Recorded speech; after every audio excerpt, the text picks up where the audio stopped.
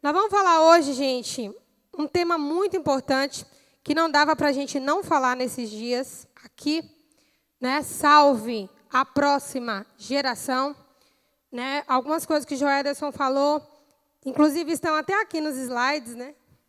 E Deus é muito bom porque Ele confirma a sua palavra. Amém? E a gente vai gerar um 2023 diferente, amém? Um 2023 com outros portais abertos, amém? Para o céu, para Deus, né? Então, nós vamos aprender hoje, debaixo dessa palavra, sobre o nosso 2023, empenhados a salvar a próxima geração. Abra comigo em 1 Coríntios, capítulo 13, verso... Eu já coloquei aqui para vocês. Tá pequenininho? Não, dá para ver. 13, verso 8. Ô, Dé, coloca vira o monitor para mim aqui, por favor, filho. Obrigada. O amor jamais acaba, mas havendo profecias, desaparecerão. Havendo línguas, cessarão. Havendo ciência, passará. O que é que vai ficar, então? O amor. O amor jamais acaba. Mas todo o resto, inclusive a profecia, que é o que nós temos trabalhado nesses dias, ela tem um prazo de validade. Amém, queridos? Então, vamos lá. As profecias vão desaparecer por quê? Porque a profecia, ela tem a ver com a gente moldar o nosso futuro. Nós declaramos coisas pela fé, nós cremos naquelas coisas, e se aquilo estiver alinhado com a palavra, em um determinado momento futuro, aquilo vai se manifestar. Como na eternidade não tem esse momento futuro, então não há necessidade de profecia. Porque as coisas, elas são, né? Elas já estão estabelecidas. Quando a gente vai falar, por exemplo, de profecia, a gente fala ao mundo espiritual para que aquilo se manifeste no mundo físico. Mas o mundo natural também vai deixar de existir. Então, a profecia ela deixa de fazer sentido. Por quê? Porque não tem mais futuro e não tem mais o mundo físico. Eu estou apenas num ambiente agora físico-espiritual, de modo que eles estão misturados e eu não consigo mais separar essas duas coisas. Por que eu posso profetizar sobre os meus filhos? Meus filhos serão uma geração bendita do Senhor, etc. e tal. Por quê? Porque eu estou no presente, eu estou profetizando algo espiritual. Isso vai acontecer por quê? Porque amanhã é o futuro e vai se manifestar de forma física. Na eternidade, profecia não tem mais sentido. Amém? Porque não tem futuro e o mundo espiritual e o mundo físico não estarão separados para que você possa profetizar no espírito e aquilo se manifestar naturalmente. Amém? Diga assim para a pessoa do seu lado, hoje é o tempo de você profetizar. Amém? Diga porque esse tempo vai acabar. Amém, queridos? Esse tempo vai acabar. Então, uma coisa que eu queria dividir com vocês é como nós temos desperdiçado as oportunidades de profetizar. Como nós temos sido roubados com relação a essa oportunidade de profetizar. Porque nós temos, parece que, a sensação de que vamos profetizar para sempre. De que sempre poderemos declarar coisas que irão acontecer depois. Só que isso não vai acontecer. O tempo de profetizar é agora. Porque a profecia ela tem um tempo limitado. Inclusive, tudo o que o Emerson falou e que o Mateus falou, no início foi uma profecia. Eu acredito que se a gente voltar nos desenhos animados lá de 1900 e bolinha lá atrás, já anunciavam algumas coisas que nós vivemos hoje, não é? Satanás e o mundo espiritual das trevas também profetiza.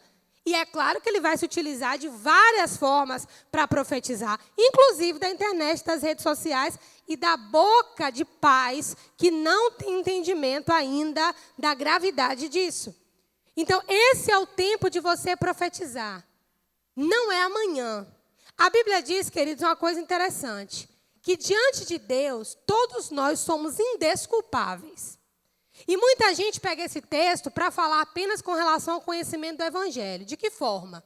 Não, o Evangelho foi pregado nas nações. Se a pessoa não quis receber a palavra, problema dela.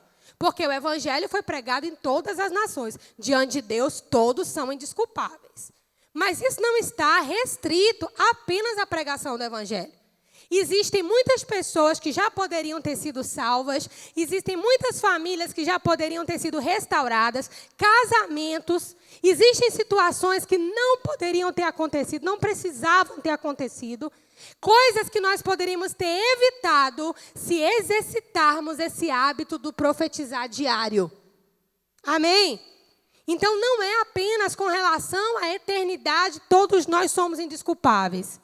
É porque Deus, Ele conhece o nosso coração e Jó fala que Ele conhece a nossa estrutura. Mas eu acredito que se muitos de nós chegarem diante de Deus para falar assim, Senhor, por que você permitiu que isso acontecesse? Por que você não interferiu aqui? Por que você não mexeu os pauzinhos aqui? Por que o Senhor podia fazer, mas não fez? Eu acredito que muitos de nós poderiam ouvir a seguinte resposta. Eu estava esperando você profetizar para eu fazer. Você está comigo? Porque essa profecia alinhada com a palavra é o que move o poder de Deus. Põe uma coisa na cabeça de vocês. As coisas que Deus profetizou, elas já estão determinadas. E agora eu não estou falando a nível de promessa pessoal. Por exemplo, não, Deus me prometeu que eu vou morar em Las Vegas. Eu não estou dizendo que Deus não prometeu que eu vou morar em Las Vegas, mas essa promessa aqui, quando se trata de Deus lidar com o ser humano, tudo é condicional. Deus até pode ter apontado esse futuro e prometido que Ele pode me levar nesse futuro. Mas isso vai ser condicional. Você está comigo? Eu vou precisar cumprir alguma coisa, Ele vai colocar alguma coisa diante de mim. Toda promessa de Deus que envolve o ser humano, ela tem condições. E podem ser cumpridas ou não. Agora, as promessas que eu estou me referindo agora não são essas que envolvem o ser humano de modo individual. Mas as promessas que nós chamamos de desígnio. Por exemplo, o dia que Deus vai, o arrebatamento da igreja, Deus já sabe. Está determinado. Amém? O dia que o milênio vai ser estabelecido, está determinado. O tempo que a terra durar, porque a terra vai durar. Lembre-se do que Deus disse a Noé. Noé, enquanto a terra durar, sol, dia e noite, semeadura e colheita, frio e calor. Então, Deus disse alguma coisa para Noé ali interessante. A terra tem um tempo de duração. Amém? Então, essas coisas que a NASA não alcança, né? A inteligência artificial não alcança, essas coisas são coisas que Deus determinou. Deus determinou e elas são irrevogáveis. Agora, as promessas de Deus para nós, elas são condicionais. Mas muito do que nós já poderíamos estar vivendo tem a ver com o nosso profetizar. Se a profecia tem um tempo de duração, e qual é o tempo de duração da profecia? Diga comigo, enquanto a terra durar.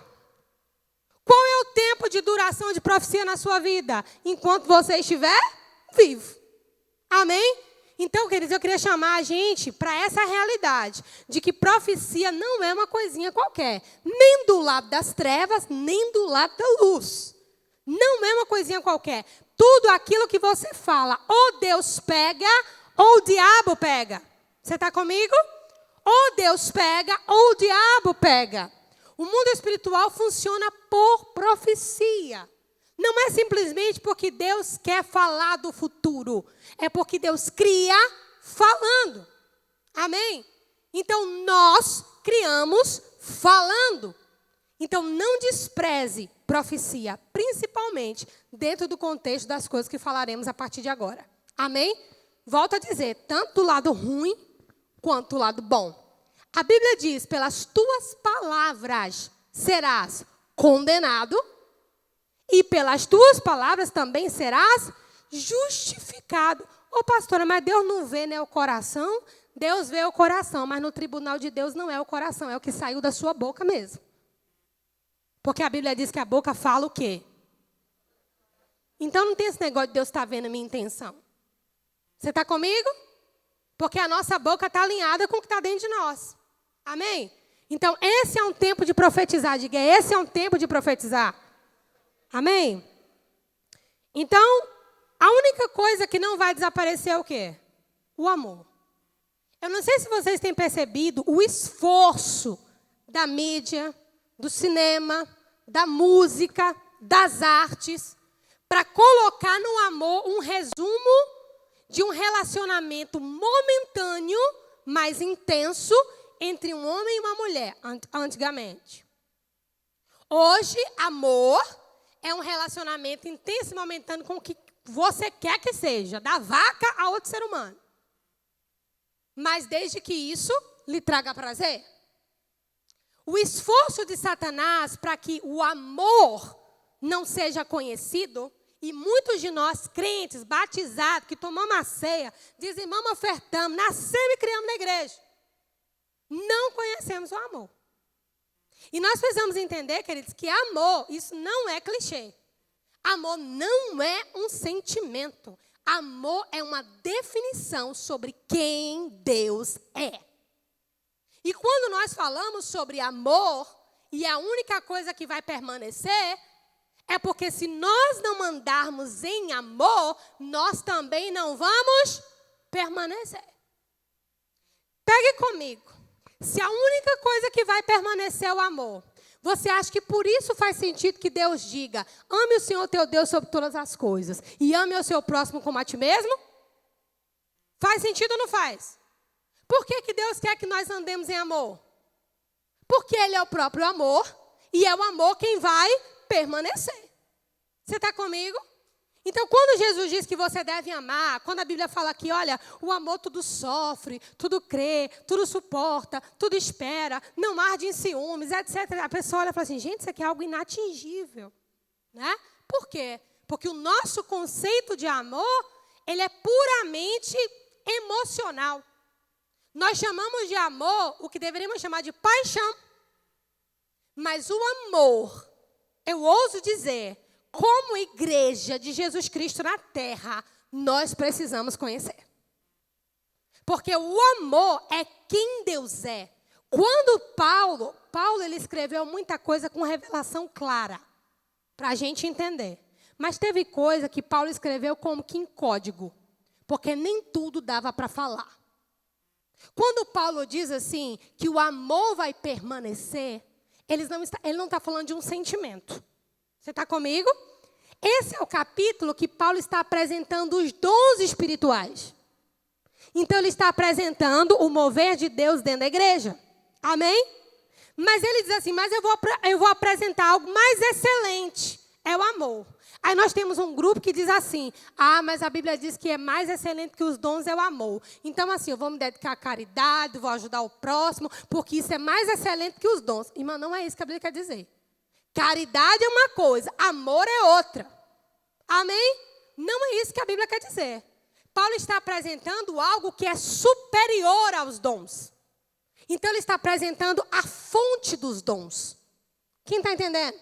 Ele está apresentando a origem dos dons. Ele está apresentando uma pessoa. Paulo, quando escreve para Corinto, Paulo está escrevendo para gregos. Gregos que estavam acostumados a ouvir quem? Toda a filosofia grega. Aristóteles, Platão, os grandes pensadores daquela época, que nos influenciam até hoje, inclusive. Quando Paulo escreve 1 Coríntios 13, ele está escrevendo para uma igreja de cristãos gentios que eram gregos, novos decididos. Não dava para Paulo. Paulo fala pouquíssima coisa da lei, pouquíssima coisa sobre Moisés, os sacrifícios, etc. A linguagem de Paulo aqui, ela é persuasiva, pegando temas contemporâneos daquelas pessoas e revelando Jesus, revelando Deus.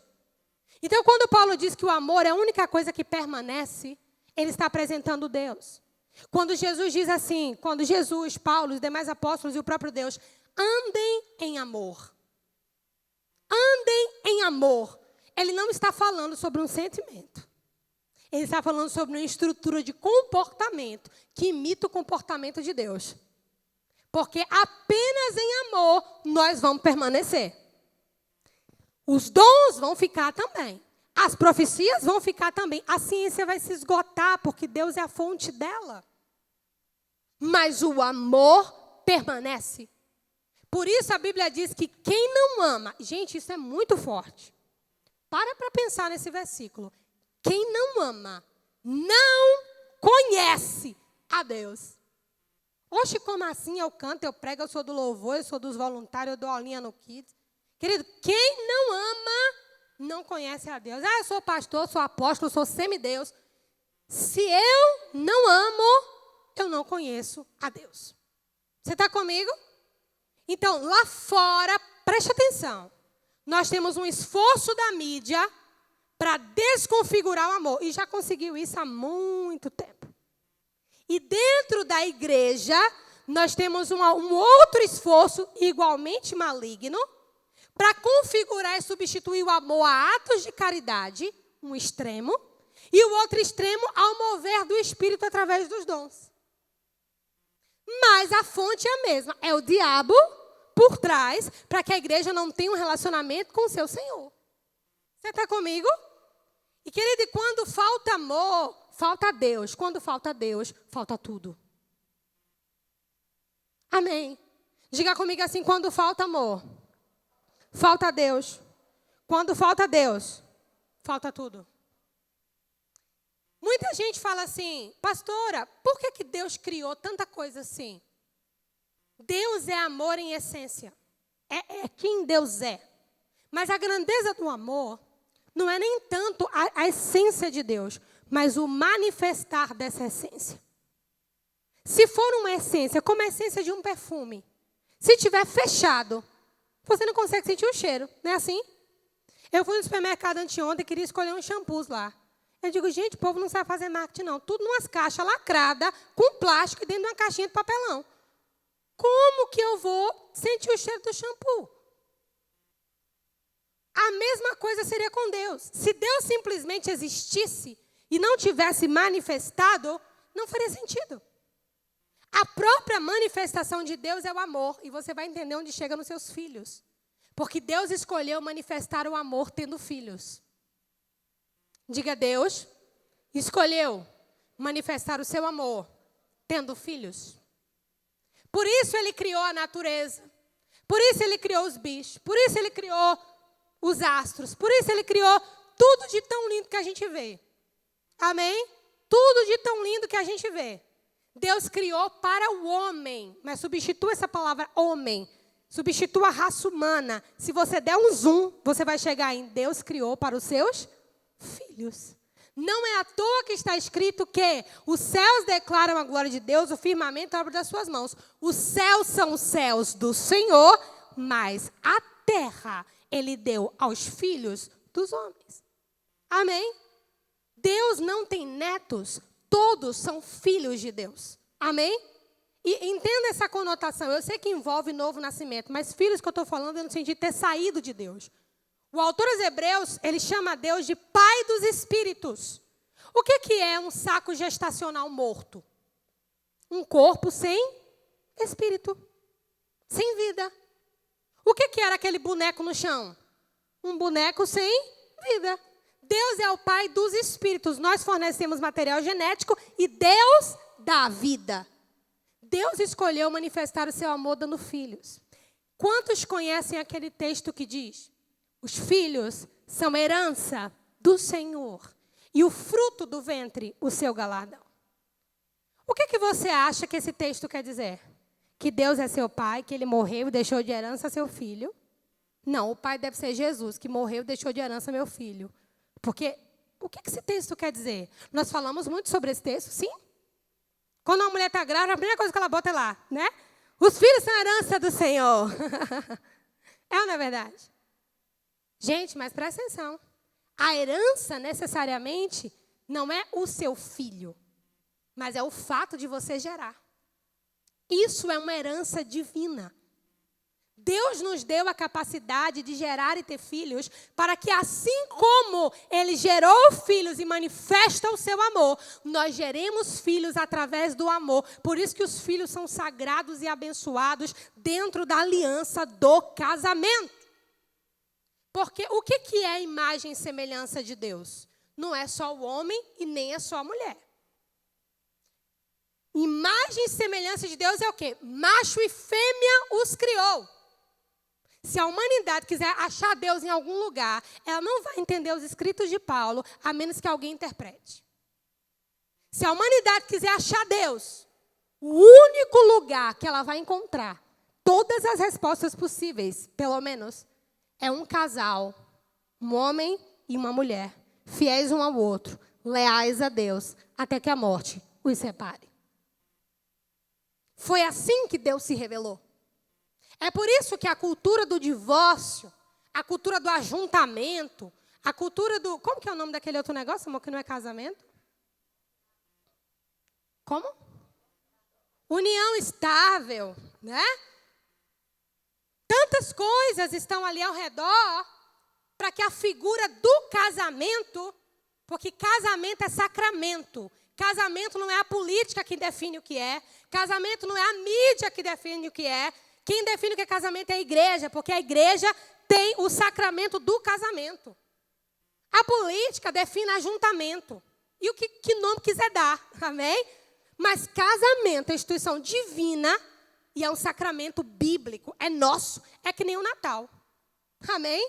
O Natal é da igreja. O Natal é nosso. É sacramento. É Jesus. Amém? Então, quando Deus quer manifestar o seu amor, Ele criou o quê, gente? Filhos. Agora, como que nós criamos filhos? A gente as paredes? Não. Eu voltei da lua de mel grávida. Amém? Um homem e uma mulher. Irmãos, nós respeitamos a escolha de todo mundo. Nós tivemos a oportunidade, e eu quis dar esse testemunho para os meus filhos, e quis também, André, que está em treinamento, né, tivesse essa experiência de convidarmos, ele pediu ajuda, e nós colocamos um transexual daquele jeito, todo que você imaginar, de cílios, de salto e tudo mais que você imaginar, sentou com a gente na nossa mesa, comeu conosco, e só no final nós dissemos que éramos pastores. E ele se sentiu muito abraçado. Eu tenho conversado com ele no WhatsApp e já falei aqui no culto de oração. Eu vou arrastar, ele vai passar por essa porta. Colorido ou não, mas você vai abraçar e você vai amar. Não concordo com a prática dele. Amém? Não concordo. Mas ainda assim é uma alma e a igreja tem que se despir de preconceito. Você não pode se despir de fundamento e de princípio. Mas preconceito tem que despir. Amém? Tem que despir. Eu pensei, na hora que ele pediu dinheiro, eu pensei, Jesus, se fosse Jesus aqui, o que Jesus faria? Espantaria? Não, Jesus sentava com publicanos e pecadores. Eu fiz questão. Minha mãe, inclusive, falou, Susan, manda passar álcool, pega uma taça. E a gente foi ajeitando ali. Eu acho que ele nunca se sentiu tão... E por uma igreja, eu falei, ali é o pastor, ali é a líder do Kids, ali é o líder do louvor. Renatinha com o olho desse tamanho. André chegava, pingava aqui assim, ó, com o olhinho dele, tic-tac, tic-tac, tic-tac, de nervoso. Igor ficou olhando assim, as crianças assim. Até eu por dentro estava assim também, mas para manter a aparência. Mas, queridos, uma porta se abriu. Mas a desgraça na vida daquele homem, como nós contamos aqui terça, começou na desgraça da sua família. E ele abriu isso para nós, falou abertamente. Então, nós geramos filhos a partir da imagem e semelhança de Deus, um homem e uma mulher. Seus filhos são herança do Senhor, porque Deus quis manifestar o seu amor tendo filhos.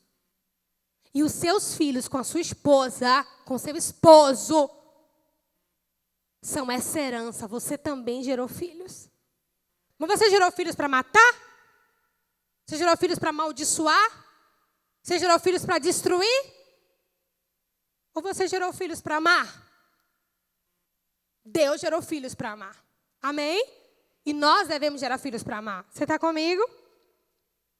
Gente, e isso aí, essa questão dos filhos, que vão ter filhos, que vão ter outros filhos, aí se estabelece o conceito de geração.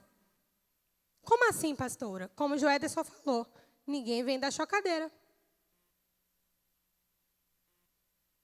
E nós precisamos resgatar esse Deus geracional.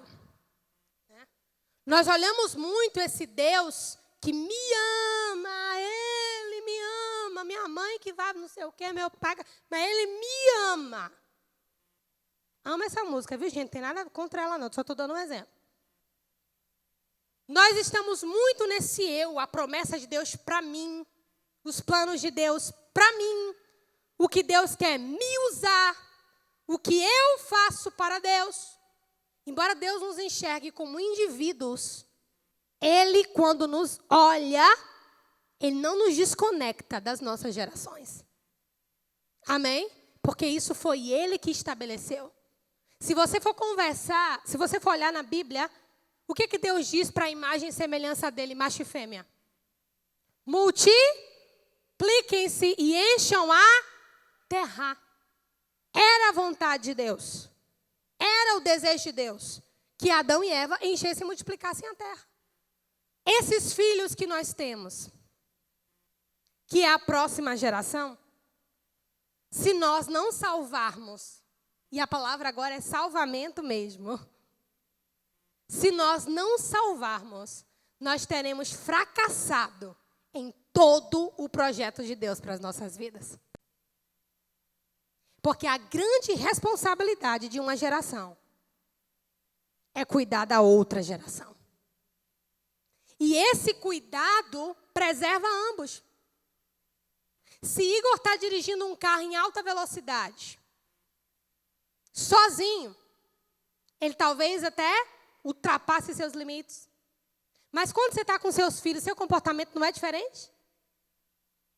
Porque o filho traz responsabilidade.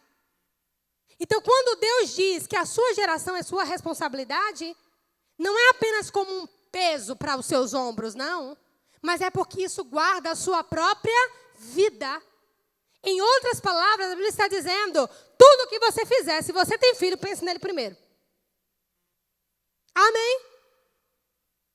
Por quê? Porque Deus nos criou para cuidarmos da próxima geração. Quais são os nossos problemas aqui hoje? Eu posso dizer quais são? Os problemas que a geração que veio antes de nós não cuidou. Esses são os nossos problemas. Carícias afetivas. Puxa, acho que é o mal da humanidade. Povo carente. E aí algumas culturas diabólicas, como o hedonismo, como o humanismo, acham lugar. Por quê? Pais que não tiveram tempo com seus filhos nenhum. E se a gente começar a olhar, a gente vai entender que todo problema é um problema de família. Você pode não tratar o seu cônjuge como você viu seus pais se tratarem, mas você vai tratar o seu cônjuge com a emoção que você sentiu quando seus pais se tratavam na sua frente. Você pode ter tido a seguinte emoção: eu nunca vou repetir isso aqui. Daí você não repete mesmo a emoção. Mas se o que marcou você foi a ofensa, você vai repetir. Aí os filhos vêm e vão repetir de acordo com a emoção que sentem. E quando uma geração não cuida da outra geração, aqui nós temos o que a Bíblia chama de raiz de iniquidade. Pecados familiares que se perpetuam. Se perpetuam. Quando a gente fala assim, eu tinha muito preconceito. Até hoje eu tenho um pouquinho. Quando se fala de maldição hereditária, porque tem muita gente ensinando muita abobrinha. Mas o termo correto seriam heranças espirituais. E não é que você deixa um demônio de costume para o seu filho, não. É a construção do seu hábito vai atrair aquele mesmo tipo de influência diabólica. É isso. Então, se você quer que seu filho tenha um casamento feliz, mostre para ele que casar é bom. Eu ouvi uma mensagem, um trecho de uma mensagem do Asaf Borba, e ele falou assim, não é apenas um demônio que trabalha para separar um casal, não. Eu falei, uau, e é o quê? Aí ele explica na mensagem, é uma legião. Um demônio para cada fragilidade. Então, se é uma fragilidade emocional, tem um demônio especializado para trabalhar ali, manter aquela pessoa cativa ali. Se é no vício aqui também.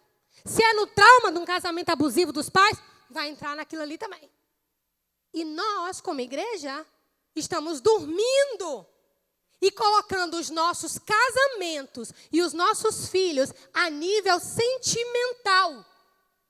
E não tem um único lugar na Bíblia que diz que nós devemos nos guiar por aquilo que sentimos, mas por aquilo que nós cremos. Seu filho não precisa ser igual a você. Essa necessidade de espelhamento. Na minha idade eu fazia isso, você tem que fazer também. Querido, o mundo mudou.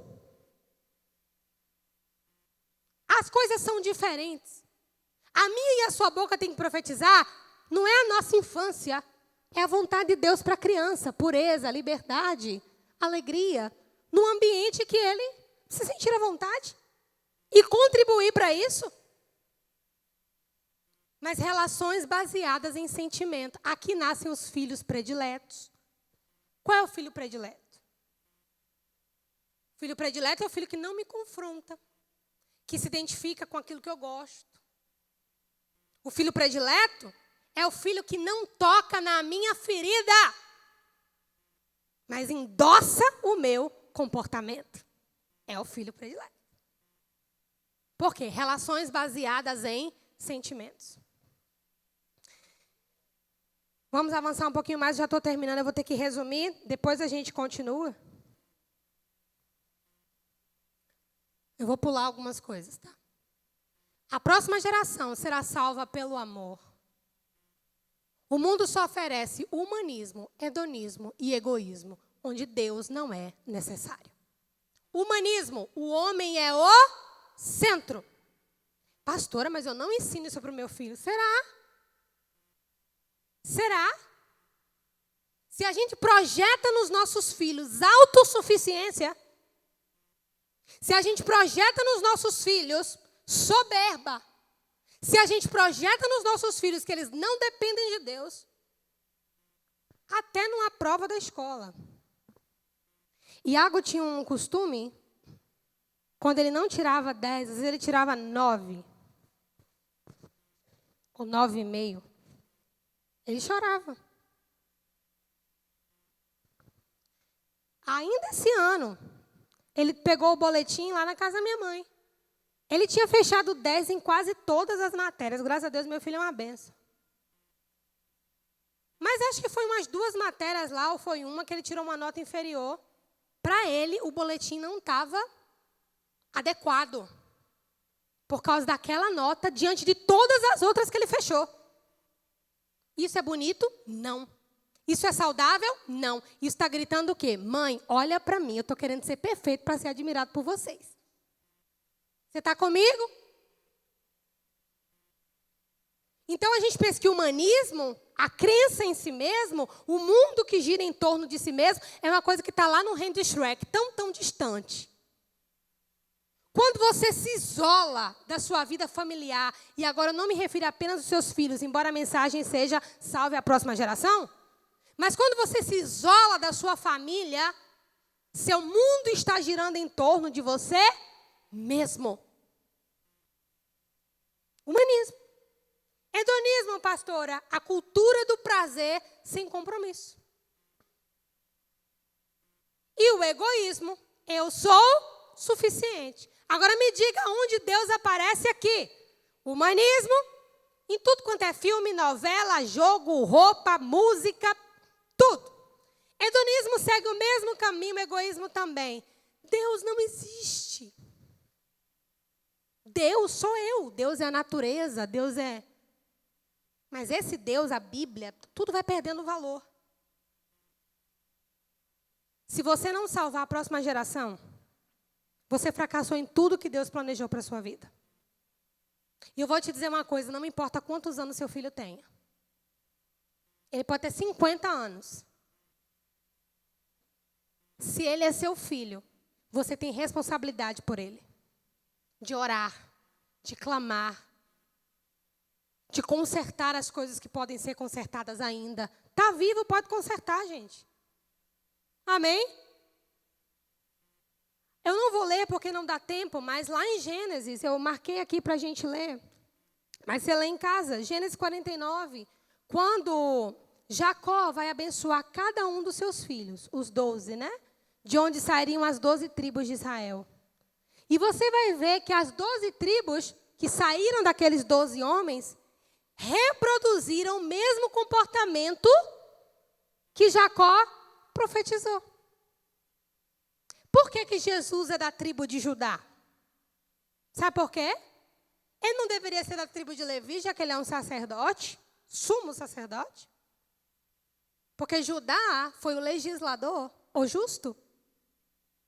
Jesus veio como representante da justiça divina. Ele veio da tribo de Judá. As bênçãos que saíram da boca de Isaac alcançaram todas as tribos. A Bíblia diz que a bênção de Abraão chega até nós. O que é que tem saído da sua boca? Não vai parar só no seu filho. Amém? Vai se estender. Pastora, mas olha, antes de mim a coisa não foi boa, não. Diga assim comigo, não existe na Bíblia valor nenhum de Abraão para trás. A Bíblia só fala de Abraão para frente. Sabe por quê? Porque a nova geração começa em você. Tera foi o quê? Um homem de Ur dos caldeus com todas aquelas práticas horríveis e mundanas. Tera não entra em nenhum outro lugar na Bíblia. Ele foi o genitor de Abraão. Mas a Bíblia pontua de Abraão para frente. Isso significa que é de você para frente. É de mim para frente. Não é de Abraão para trás. De Abraão para trás, converteu o coração dos pais aos filhos. Perdoa os meus pais. Amém? Peço para o Espírito Santo suprir aquelas coisas que não deu para eles suprirem. Admito as faltas que aquilo me causou, né? Porque a gente às vezes fantasia aquilo que a gente não quer fugir, que a gente não quer encarar, melhor dizendo. Admitir. Admitir que nos sentíamos, por exemplo, rejeitados por pais. Admitir que nos sentíamos projetados em excesso, então não tínhamos essa liberdade de fracassar, essa liberdade de errar. Admitirmos isso, para que o Espírito Santo entre. Você só cura e salva a próxima geração se você for sarado. Pastora, mas se a minha geração não está mais aqui para me curar? Queridos, a Bíblia diz que aquele que é antes de todas as coisas está aqui. Antes mesmo dos seus pais. Para terminar, os escribas chegaram até Jesus, os fariseus, os saduceus, e falaram assim: mestre, um homem tinha uma mulher, e ele morreu, mas não deixou descendente. A lei de Moisés manda que o irmão case com a viúva para que lhe suscite descendência. Claro que o contexto aqui é que a mulher sem filhos era vista como amaldiçoada, e como ela já teria sido possuída por um homem, dificilmente ela entraria em um casamento. É o caso de Ruth e Boaz, né? Boaz, ele foi o resgatador, o remissor de Ruth, né? Que é o que figura o sacrifício de Jesus conosco, porque nós somos usados pelo mundo, pelo diabo, com seus prazeres e pecados, né? Então, quando Deus colocou isso aí, foi para que a mulher tivesse o direito de ter filhos. Aí ele falou assim, olha, o primeiro morreu e ela não teve filhos. O segundo morreu e ela não teve filhos também. O terceiro irmão também morreu, sem deixar descendência. O quarto também, ela não deixou descendência. O quinto, ela não deixou descendência. O sexto não deixou descendência. O sétimo morreu e ela não deixou descendência e acabou a família. Na outra vida, porque eles não acreditavam em ressurreição. Na outra vida, está lá em Lucas 20. Quem vai ser o marido dela? Eles estavam provocando Jesus. Provocando Jesus. Jesus responde assim. Na vida, que Jesus chama de vida, deixa eu botar aqui Lucas 20, porque isso aqui é lindo demais. Jesus diz assim, eles não se casam, não se dão em casamento. Deixa eu dizer para vocês aqui, Lucas 20, 34. Diz, acrescentou Jesus, os filhos desse mundo se casam e se dão em casamento. Mas os que são havidos por dignos de alcançar a era vindoura, é a ressurreição dentre os mortos, não casam e nem se dão em casamento, pois não podem mais morrer. Casamento é para quem vai morrer. Amém? Quantos vão morrer aqui ou serem arrebatados? Amém? Jesus está dizendo que casamento é para essa vida. Amém? Então, são iguais aos anjos e são filhos de Deus, sendo filhos da ressurreição. Não dá para explicar isso aqui, mas aqui é profundo demais. E que os mortos que hão de ressuscitar, Moisés indicou no trecho referente à sarça, quando chama o Senhor Deus de Abraão, o Deus de Isaac e Deus de Jacó. Jesus dá o checkmate. Deus não é Deus de mortos e sim de vivos, porque para Ele todos vivem. Gênesis 20, verso 38. Deus não é um Deus de mortos. Jesus estava dizendo para os saduceus assim: como que vocês falam o Deus de Abraão, de Isaac e de Jacó? Porque Deus não é um Deus de mortos. Deus é um Deus de vivo, porque para Ele todos vivem. As gerações estão vivas diante de Deus.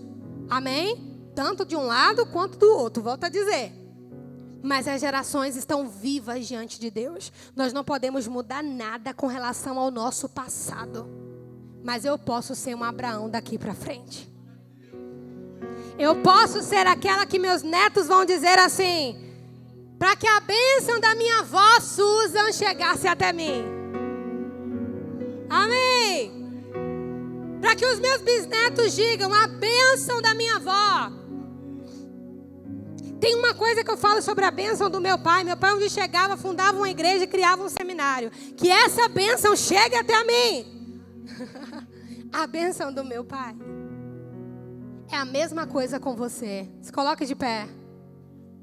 Fale comigo, não é sobre terra, nem sobre Ur dos caldeus. É de Abraão para frente. E Deus conta comigo. É comigo para frente. É de mim para frente. Deus está contando comigo. Aleluia. Porque para Ele todos vivem. Por isso que para Ele todos vivem. Aleluia.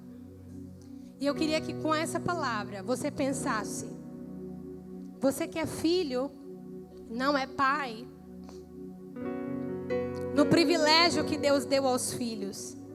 O privilégio que Deus deu aos filhos foi de honrar os pais. Honrar, servir, amar. E o privilégio que Deus deu aos pais foi de manifestar o seu amor aos filhos. Só o amor vence o egoísmo. Só o amor vence o humanismo. Só o amor vence o hedonismo. Só o amor liberta e libera o filho. Só o amor escuta. Só o amor tira as amarras. Só o amor. Irmãos, eu não tenho muita familiaridade com bichos. E honestamente, não era o desejo da minha vida. Espero que seja um momento passageiro na vida das minhas filhas. Mas quando elas falavam que queriam ser veterinárias, eu dizia: está amarrado em nome de Jesus, que eu não quero ver você limpando a bunda de boi. Eu falava assim. Eu via aquelas veterinárias, né, fazendo aquele negócio. Eu digo: além-me Jesus Cristo. Não, minha filha, você vai ter uma fazenda para ter um boi para você cuidar. Não precisa ser veterinária para isso, não. Irmãos, mas eu estou tolindo os sonhos.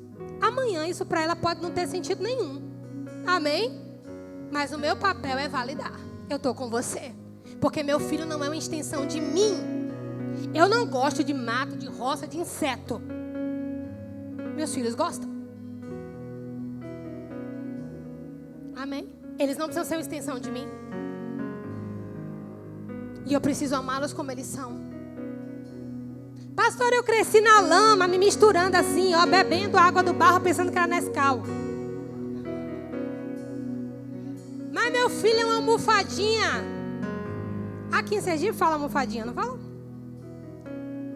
Querido, se seu filho é uma almofadinha, leve ele para jogar tênis, golfe. Respeite-o. Você está comigo? Respeite-o. Marido, respeite sua esposa. Esposa, respeite seu marido. Amém. Só se cura uma família quando as pessoas podem ser quem são. Só se cura uma família quando as pessoas podem ser quem são. Só se cura um casamento quando o cônjuge pode ser livre. Porque senão o cônjuge é para mim e o cônjuge não é para mim. Antes de ser meu, ele é de Deus.